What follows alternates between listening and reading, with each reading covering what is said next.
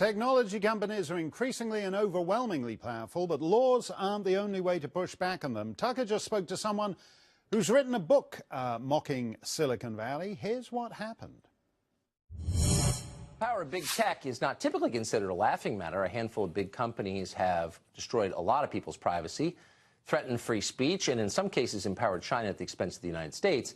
But even if Silicon Valley's power is a serious issue, perhaps getting the public to think about it in a more critical and amusing way might awaken them to the threat. Jessica Powell is a former head of communications for Google. She wrote the book, The Big Disruption. It's a novel. It satirizes Silicon Valley.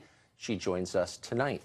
Jessica Powell, thanks very much for coming on. Thanks for having me. There are not many satires about Silicon Valley. It seems like the most self-serious place maybe on the planet.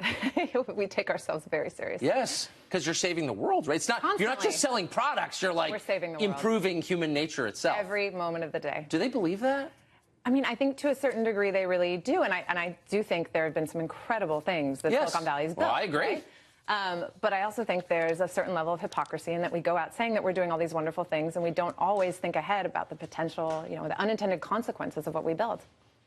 I wonder if, like, Edsel Ford ever thought that. Like, I've got a new car, but it's more like a religious movement than a car. I mean, this is actually kind of like this new vehicle will give you eternal life. Like, I don't think they ever convince themselves of that in other industries. Yeah, and I was really interested in writing the book because I feel like on the one hand, when you're in these companies, there's a lot of kind of almost Kool-Aid drinking and sort of delusional, Yes. we're wonderful. And then on the outside, you have a really, really critical tech stealing all our jobs, tech stealing all of our data. And I think the truth is somewhere in between the two. And so I wanted to do something, as someone who's part of the industry and likes the industry, but thinks we can do better, I wanted to do something that people could actually connect with rather than just write off as, oh, the Luddites are criticizing us again. Right. No, and is that their view?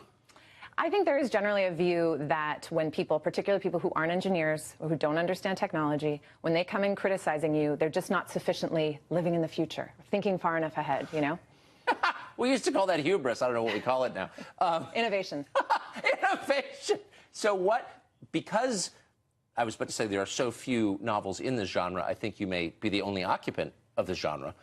And you had a real job. I mean, you were the chief spokesman for Google. So what's the response been like to you?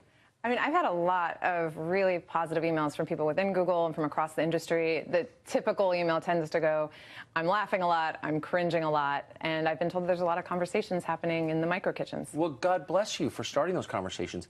I always wonder, as I watch these companies grow ever larger, if anyone within them thinks what people used to think, which is concentrations of power at this level are inherently dangerous to everybody. You shouldn't have this small a number of people with this much power. They're going to misuse it. Do they think that?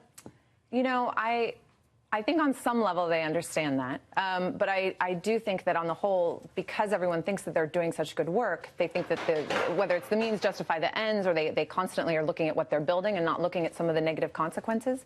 I think one of the other real problems is that there's such a monoculture of thought and such a focus on data all the time that if, for example, you have 2 billion users, and let's say a couple bad things happen, I don't know, some live stream suicide, some electoral interference, whatever it might be, you say, oh, that's a small percentage of our 2 billion users.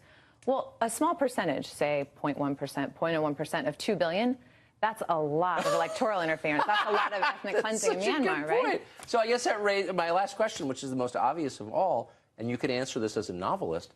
Should engineers be in charge of our society?